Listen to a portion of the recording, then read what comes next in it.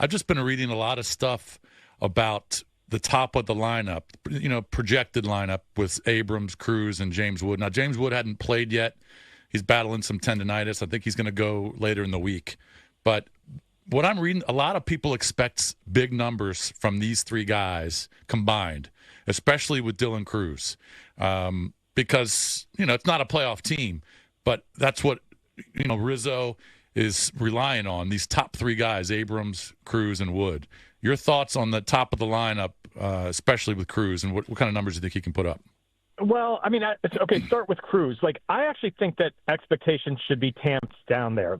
For me, was Cruz a home run pick at number 2 after Deans in that 2023 draft? Yeah, absolutely. He was just the unmistakable college player of the year at LSU, hit 450, whatever. That you take that guy. But he is, to me, a higher floor guy, not a higher ceiling guy. The worst case scenario for him is very, very solid major league starting outfielder, center fielder if he ends up there, right fielder where he's going to play this year, wherever he ends up.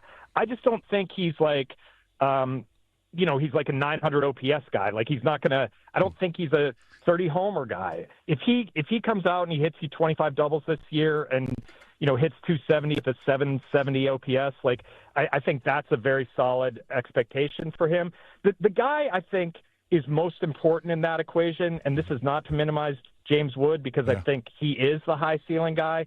But to me, the rebuild does not work, or the rebuild takes a huge step back if C.J. Abrams isn't the player that he was in the first half last year, and he's the player that he was in the second half when his numbers trailed off. But more than that, they basically kicked him off the team the last week of the season because he showed up late. He has to be a professional. He has to be the shortstop. He has to be a dynamic guy that steals you 30 bags, hits you 20-something home runs, scores, when the offense is good, 100 runs. To me, if you had to rank in importance this year in 2025, who's the most important player to get production from? It's C.J. Abrams because he's further along in his career and he has to establish himself as a pillar for this franchise, not what he was at the end of last season. You wrote an article a couple weeks ago about the Nats and not being for sale anymore and their off-season, et cetera. Are you sort of buying what they're selling, that they're doing everything in their power to upgrade the roster, under certain budgetary parameters that are reasonable? No. Okay. I think their offseason was ridiculous. They are. Mark Lerner spoke to me in West Palm. He had not spoken to and taken questions from a reporter in any substance way in literally years, and he wanted to outline, look, we're all in going forward. We're not selling the team. My answer to that is if somebody came with an offer that, was the price that they originally had in mind, I believe the team would be back on the market in 1 second. He didn't say that, so take him at his word.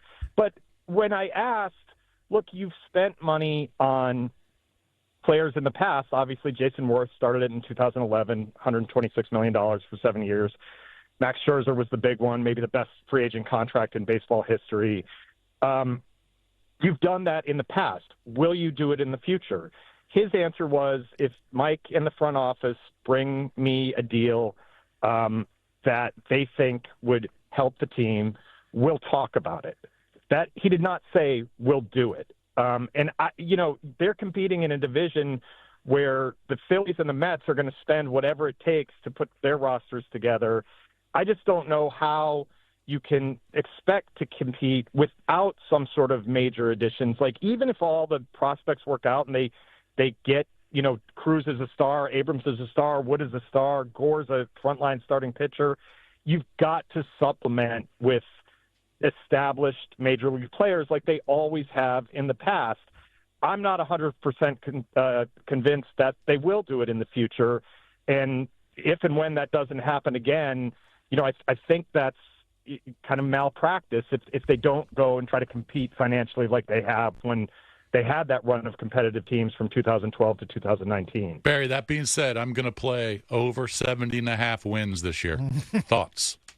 I think that's right. I mean, they're back-to-back 71 and 91 the past 2 years, and they're probably better. And the way to judge, Jason, whether they're better, I think, is not like whether Nathaniel Lowe hits 25 homers or whether Paul DeJong is a good pickup at third base and gives you a little pop. It's do those guys that we've talked about developed into the obvious core, and if they collectively take a step forward, then I think that over 70.5 is the right play. I don't think they're an 81 and 81 team. I think they're probably 75, 76 wins. Yep. But concentrate on Mackenzie Gore and Jake Irvin and even Jacob Young, and Keibert Ruiz has to be better. Those guys are the guys to watch, and if they improve, the team will improve, and then you'll have a little bit of hope for 2026 and reason to put pressure on ownership to go out and spend.